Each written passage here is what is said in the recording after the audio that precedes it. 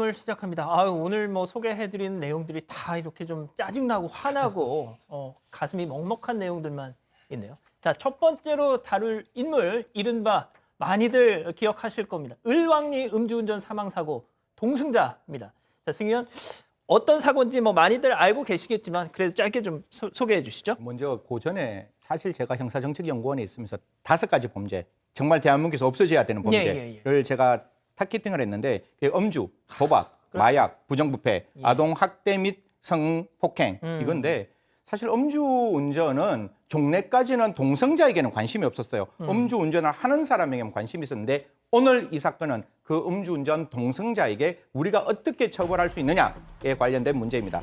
을왕리 음주운전 사망사고라고 저희들이 알고 있는데요. 지난 9월 9일 인천시 중구에 있는 을왕리 해수욕장 인근 도로에서 음주운전을 해서 정말 덧없이 한 분이 사망하시게 되고 그 운전자는 여성으로 지금 나타나게 되었습니다. 그런데 이 여성 운전자 옆에 타고 있던 당사자, 이 사람에게 과연 어떠한 우리가 처벌할 수 있느냐? 여기서 반전이 하나 일어나죠.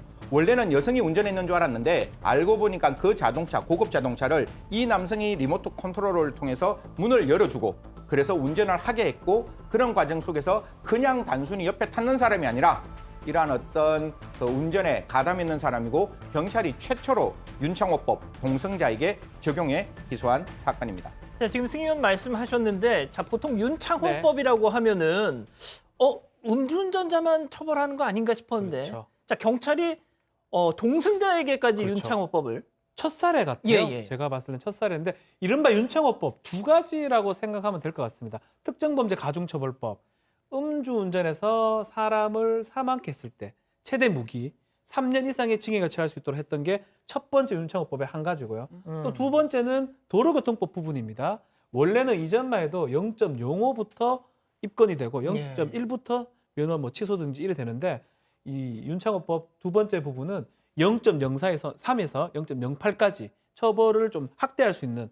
그래서 근데 그건 다 운전자한테 적용을 많이 했었거든요. 이번 사건은 직접 운전하지 않았지만 같이 음주운전했다고 볼 수 있는 기능적으로 실행행위를 같이 했던 걸 볼 수 있는 사람까지 적용했던 첫 사례라고 생각이 듭니다. 알겠습니다. 자, 오늘 인물 체크포인트 보여주시죠. 반성 대신 6억입니다. 반성 대신 6억. 자, 지금까지 말씀드렸던 그 음주운전 동승자 피해자 유족의 집을 찾아갔다면서요. 네, 맞습니다. 오늘의 이제 인물인 동승자 지금 계속 반복되고 있는데요. 동승자가 지난달 초에 유족 측에 먼저 변호사 사무실로 연락을 했다고 합니다. 그래서 합의를 하려고 했는데 뜻대로 되지 않자 얼마 후에는 유족을 직접 찾아갔다고 해요. 그래서 이제 동승자랑 손해사정사 등 이제 남성 3명이 유족에게 찾아가서 우리가 이제 직접 사죄를 드리러 왔다라는 말을 했는데 여기서 그치는 게 아니라 피해자 측 변호사가 3억 정도를 얘기했다고 하는데 우리는 6억까지 가능하다 이런 말까지 덧붙였다고 합니다. 뭔가 제가 느끼기에는 약간 뉘앙스가 물론 말이 아다르고 어다르겠지만 반성과 사죄, 미안한 마음보다는 좀 3억? 6억. 뭔가 약간 이런 느낌이 들지 않나라는 시각도 조금은 있는 것 같아요. 저 같은 말이죠. 좀 무서웠을 것 같아요. 예. 자, 이 기자. 그 한 번 간 게 아니라 계속 간 거잖아요. 그 피해자 유가족의 집을. 네네. 이렇게 거절을 당하니까 이 동승자 측이 이달 초에는 피해자 집 근처에 있는 지인에 직접 찾아간 겁니다. 이 지인이 피해자의 지인이라는 사실을 알았기 때문에 이 다리를 놔주면 이제 피해자 측에 다리를 놔주면은 일정 금액을 주겠다 이런 식으로 제안을 했다는 건데요. 지인 역시 이런 부탁을 거절하니까 그 다음에 다시 한번 동승자 측이 유족의 집으로 다시 가서 문을 두드렸다고 합니다. 밤 시간에 문을 두드렸기 때문에 이 피해자의 가족으로서는 상당한 공포심을 느낄 수밖에 없었던 상황인데요. 또 이제 동승자가 이 지인을 만나는 과정에서 이 피해자의 딸의 신원이나 그리고 또 피해자 이 가족의 차량을 알고 있다는 식으로 이런 뉘앙스로 말을 했기 때문에 이 지인이 곧바로 이제 피해자에게 알렸고 또 자신에게는 찾아오지 마라. 이렇게 말을 했는데도 이 동승자 측이 이 밤에 유족의 집을 찾아간 것으로 알려졌습니다.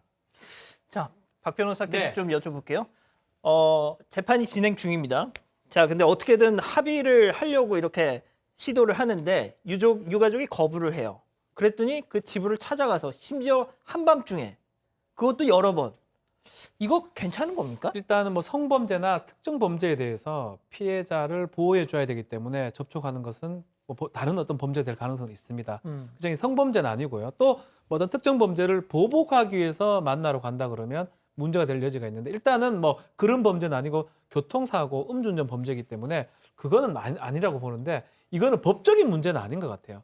법적이 아니라 하더라도 밤에 수차례 그러니까요. 그래 가는 경우가 잘 없거든요. 아이, 저도 그럼요. 변호사를 하지만 이게 뭐 낮에 갈 수도 있는 거고 또 변호사를 통할 수도 있는 거고 근데 지금 보면 어떤 감정적으로 그 이전에는 그렇게 변호사 막 찾고 이러다가 갑자기 밤에 와가지고 한다는 부분은 법적으로는 문제가 없다 하더라도 상당히 비난을 받을 수 있는 그런 상황이 아닌가 이렇게 생각이 됩니다. 아니 그러니까 그 뭐 유가족 집에 가는 것도 가는 거지만 그 주변 지인의 집에까지 가서 그렇죠. 그걸 한다는 거는 그게 더 문제. 지인한테 가가지고 자꾸 얘기 듣고 옛날 아는 사람이기 때문에 합의 좀 해달라라고 뭐 불안감 조성하기도 하는 부분이거든요. 예. 그런 부분들은 법적인 부분보다는 상당히 좀 비판받을 수 있는 상황이 아닌가 그러니까요. 보입니다. 자, 승희 의원, 이 동승자가 말이죠. 지금 다들 기억하실 겁니다. 그러니까 그때 사고 직후에 빨리 뭐 119도 안 부르고 차 문 걸어 잠그고 사람들이 나와보세요 하는데도 계속 그 안에 있다가 보험사에 먼저 전화를 했다. 그래가지고 그 당시에도 엄청난 또 지탄을 받지 않았습니까? 자, 근데 뭐 아무튼 그걸 본인들도 그때 인정은 하긴 했었잖아요. 네, 사실 우리 식구들한테 말씀을 드리면 도로교통법 54조라는 게 있는데 이 도로교통법 54조는 자동차 운전자가 자동차 운전을 잘못해서 사고가 났던 아니면 정말 적법하게 사고가 났던 반드시 구조해 줘야 될 의무가 있고 사고 났을 때 첫 번째 해야 될 일은 119에 신고해서 이 사람들에게 대한 구조 요청을 하는 거예요. 근데 그게 보험회사가 됐건 변호사가 됐건 나오지 않고 전화했다는 것 이유만으로 그 당시에 모든 사람으로부터 이렇게 분노를 일으켰는데 지금에 와서도 저희 변호사님하고 같은 우리 기자님들이 다 논의를 했지만 이렇게 찾아오면 굉장히 피해자 측은 불안할 수밖에 없어서 피해자 측이 명시적으로 요구했습니다. 그만 좀 와라. 그러니까요. 그래, 나 이거 오지 마라. 예. 라고 이야기를 했음에도 불구하고 이제 막상 기소되고 난 다음에 그것도 잘못했다는 말이 먼저인 거지. 아, 당연하죠. 3억, 5억?